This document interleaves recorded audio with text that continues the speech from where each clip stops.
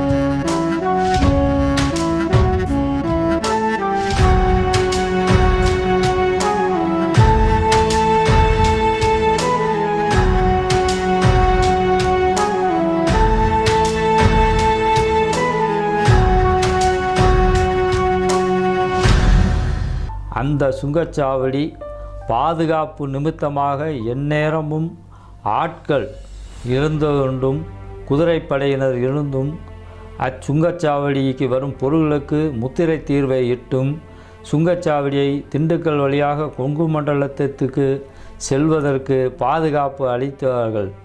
இச்சுங்கச்சாவடி இன்று வரை நல்ல நிலையில் உள்ளது. அதை தம்பி லெம்ரியா டிவி செந்தில் அவர்களும் ஆய்வாளராகிய நானும் தம்பி ஆனந்த் அவர்களும் பார்வையிட்டோம். இன்றும் நத்தம் சாலையில் முட்புதர்கள் நிறைந்த இடத்தில் சுங்கச்சாவடி நல்ல நிலையில் உள்ளது. இதை முறையாக பராமரிக்க இன்னும் 1000 வருடங்களுக்கு இது இருக்கும். இது தமிழரின் போற்றுதலுக்குரிய சுங்கச்சாவடி.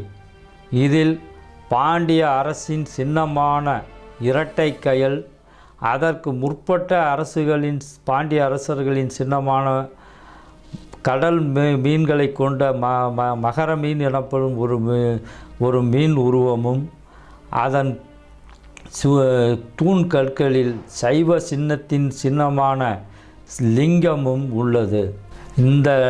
இந்த லிங்கம் பாண்டியர்களின்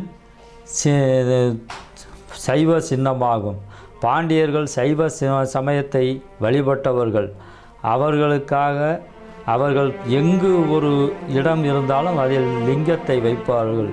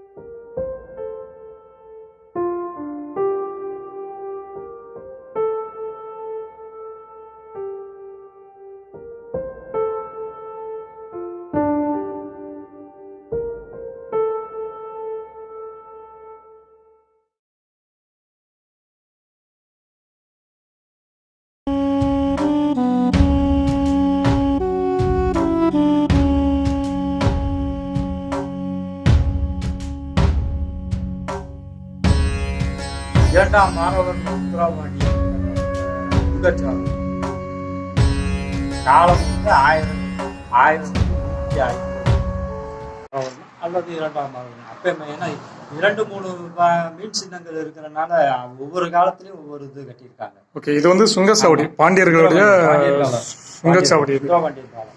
இப்போ இது எங்க இருக்கு இந்த இடம்? இந்த இடம் வந்து நத்தம் என்டிஆர் காலேஜுக்கு மேற்க 1 கிலோமீட்டர். ஸோ இதுதான் வந்து இப்போ திண்டுக்கலுக்கு நுழையறதுக்கு இல்லையா? திண்டுக்கலுக்கு வந்து செட்டிநாடு கடற்கரையிலிருந்து செட்டிநாடு பக்கத்திலிருந்து வர்ற பொருட்களுக்கு பாதுகாப்பு கொடுக்கறதுக்காக இந்த சுங்கச்சாவடி டோல்கேட்.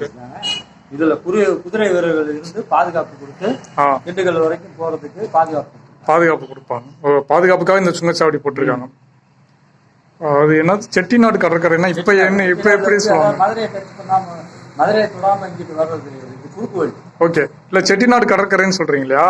அது இப்ப கடல்ல துண்டி முசிறி கடல்ல இருந்து வர்ற பொருட்களையும் இப்படி மதுரைக்கு போகாம இப்படி வர்றது. இதுதான் பாதை. அதான் மதுரைக்கு போகாம, மதுரைய போகாம திண்டுக்கல் வழியா போறதுக்கு கொங்கு நாடு சென்ற பாதை. அந்த காலத்து பைபாஸ் மாதிரி. அந்த காலத்துல